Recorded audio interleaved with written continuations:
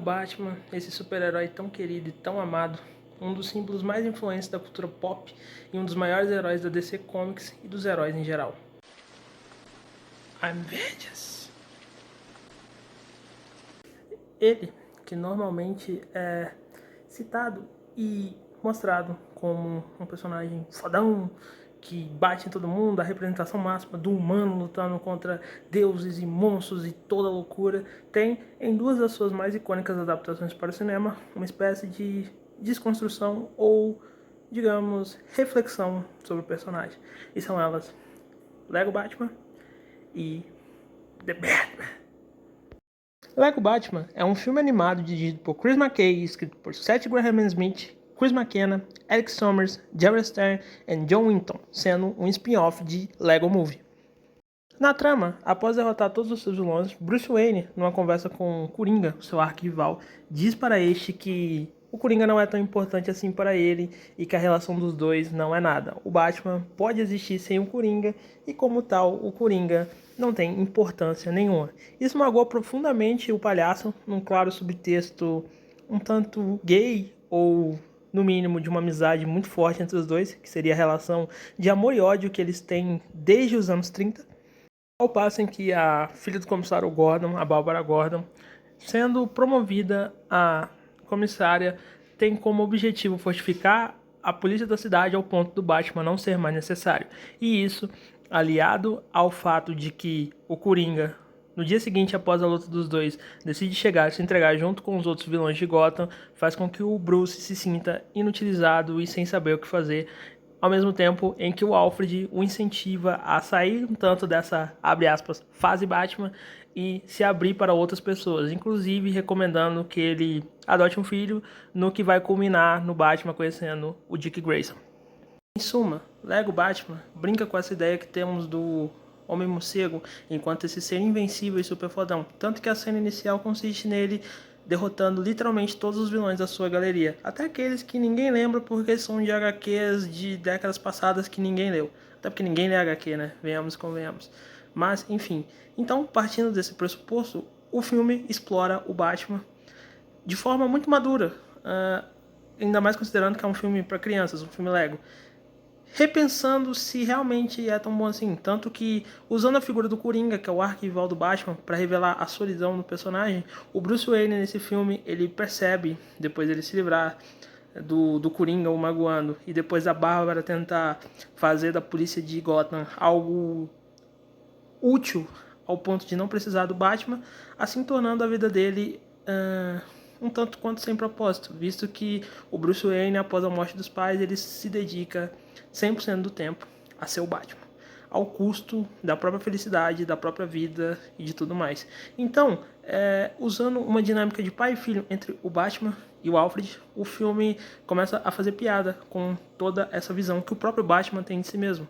Tanto que em vários momentos ele fala, eu sou o Batman, eu posso fazer o que eu quiser. E tem, por exemplo, cenas como ele chegando na Batcaverna, já que o pessoal pergunta, poxa, o que será que o Batman faz depois que ele termina de combater o crime? Ele deve ir para alguma festa ou para algum lugar chique e tudo mais? E não, o Bruce Wayne chega em casa e ele vai comer lagosta sozinho, e aí ele fica lá vendo um filme num cinema, sozinho, ou seja, uma solidão profunda, numa necessidade contínua, obsessiva e doentia para honrar ou vingar ou simplesmente fazer justiça quanto à memória dos seus pais, porque na cabeça dele é isso que eles querem e não que ele seja feliz.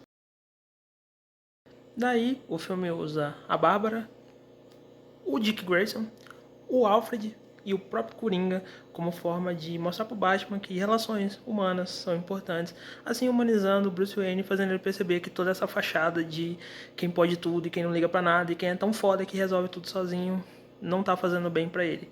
E essa é uma pegada que vai um tanto na contramão, já que, como citado no começo do vídeo, a ideia do Batman é sempre essa de que ele é muito foda e todo mundo quer ser o Batman, porque o Batman é uma fantasia de poder surrealmente convidativa, afinal ele é o cara no meio de todo mundo, é o ser humano que ultrapassou os limites e tudo mais. Só que dentro desse filme e num contexto geral, o Batman, apesar de toda essa parte externa, que é o cara que bateu todos os limites, que sabe todas as artes marciais, que é super inteligente, que é o detetive supremo e tudo mais, é uma criança de 8 anos que ainda não superou a morte dos pais.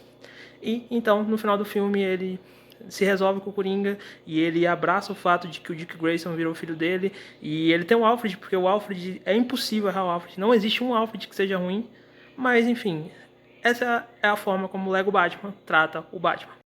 Já The Batman, por outro lado, é meio que a versão sóbria e sombria dessa visão do Homem-Morcego. Um pouco diferente, mas ainda na mesma vibe do Lego Batman. Em The Batman, o Batman tem 2 anos de experiência e ele é um cara super violento que sai por aí batendo nos outros e falando, eu sou a vingança. Tanto que uma das piores sequências do filme é o pessoal falando, olá senhor vingança, de forma condescendente. Esse filme explora um pouco esse lado um tanto inocente, ou melhor dizendo, ingênuo do Batman. Afinal, ele não é tanto um super-herói, mas simplesmente, como ele mesmo diz, uma personificação da vingança. Então, para ele não importa muito resolver o crime, mas sim descontar a raiva dele pela morte dos pais em qualquer um que esteja fazendo qualquer crime, porque na cabeça dele isso é justiça. Então, claramente, com um símbolo tão estranho e tão fácil de se mal compreender, o vilão do filme, que é o Charada, aparece como um cara que se inspirou no Batman, de forma a atacar, de certa forma, até mais secamente os problemas reais de Gotham, visto que o Charada ele vai atrás de todo um sistema de corrupção na política da cidade, até porque Gotham é uma merda e a política lá é uma merda e sempre foi. Mas enfim, chega ao ponto do próprio Batman dentro do filme meio que falar, não sei se o Charada tá tão errado assim, não. Mas como ele é o Batman, ele tem que dar porrada lá no Charada e ele tem que estar certo no final. De forma que, no final do filme, o Batman ele entende que não dá pra ser simplesmente um símbolo de vingança se ele quer fazer uma mudança real. Ele precisa ser mais, ele precisa ser um símbolo de esperança também. Um herói de verdade. E assim nós temos como arco do personagem, o Batman, ele entendendo que o crime não é uma coisa tão simples. Tanto que ele até chega a tomar uma bronca da mulher gata, porque ele fala, mas ela teve escolha também e tudo mais. Então, é bem aquele papo de rico, né? Porque o Bruce Wayne, ele... Claro, ele sofreu uma tragédia absurda, enorme, um trauma pra vida toda. Mas, ao mesmo tempo, se você pega o Charada, que também passou pela mesma coisa da orfandade e tudo mais, ele não teve todo o dinheiro que o Bruce tem. Ele não tem um Alfred. Então, é um tanto normal, justificável, apesar de não necessariamente certo, o que o Charada representa, ou o que o Charada é. E a luta do Batman nesse filme é basicamente para entender que ele pode e precisa ser mais se ele quiser realmente ser um vigilante ou se ele quiser ajudar a cidade. Então, The Batman é um filme que, de certa forma, odeia o Batman. Odeia no sentido de desafiar o Bruce Wayne em vários níveis. No nível de entender que o pai dele e a mãe também não eram tão santos assim, de entender que o crime é um problema que vai um pouco além e ele, como um bilionário de nascença, talvez não entenda como isso funciona. Ou seja, às vezes uma pessoa ela vai para o crime por condições sociais, ou por problemas de ambiente, ou por falta de incentivo, de apoio, e por aí vai. Assim como ele também precisa entender que sim, o trauma dói, mas meio que já passou, e ele não pode sair descontando nos outros, tanto que uma das questões do filme é a relação do Alfred com o Batman. E nesse sentido, o Bruce Wayne desse filme, ele é fragilizado, ele é esquisito, ele quer ficar longe das pessoas, ele não tem condições de agir como um Bruce Wayne, como um fanfarrão, então ele fica preso dentro de casa, e ele como Batman é calado, as pessoas desconfiam dele, as pessoas não gostam dele, às vezes ele salva uma pessoa e a pessoa tem medo dele, tipo, é como se ele salvasse pra bater na pessoa depois, que é bem a cara do Batman, porque ele adora bater nos outros, mas enfim.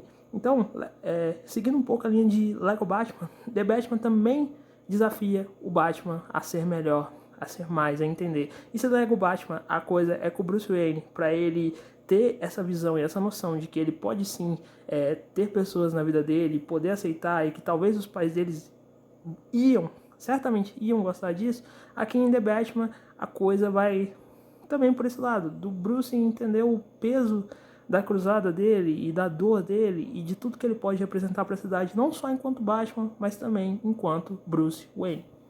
Em resumo, o ponto desse vídeo aqui é destacar, ainda que de forma não tão profunda quanto poderia ser feito, como esses dois filmes, eles entendem muito bem o conceito do Batman em tudo que o personagem representa, ao mesmo tempo em que o desafiam tanto na sua identidade a original, que seria o Bruce Wayne, quanto na identidade que ele quis para ele, que é o Batman, assim fazendo ele evoluir enquanto pessoa, enquanto vigilante.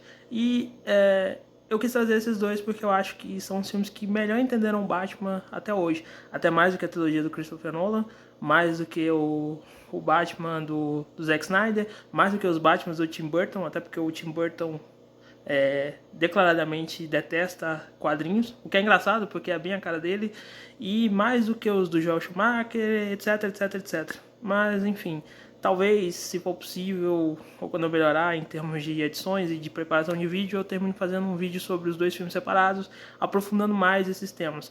Mas, se você viu até aqui, espero que tenha gostado, então até a próxima.